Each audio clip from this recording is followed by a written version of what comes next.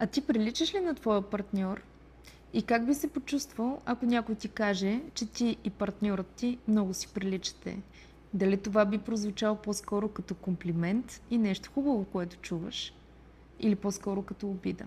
Защото именно избора ни на партньор в нашия живот показва нашата любов към нас самите. И това видео не е с цел да критикуваш партньора си, а да се обърнеш навътре и да видиш всъщност какво отразяват твоите избори за теб самия.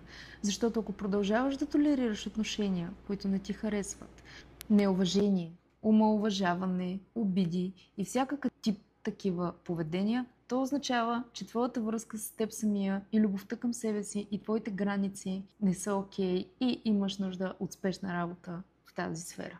Защото любовта ни към нас си лечи от най-малките до най-големите избори, които правим. От избора ни на храна, до избора ни на среда, до избора ни на приятели и най-вече на партньор, защото партньора е много голяма част от нашия живот. Аз съм Даниела от Higher Self и самата аз се научих на любов към себе си и на граници, така че знам как да ти помогна, ако ти си в състояние, в което усещаш, че точно тази част и свързване ти липсва. И разбира се, не забравяй да ме последваш, защото така моето съдържание достига до повече хора, на които мога да помогна по един или друг начин. Благодаря.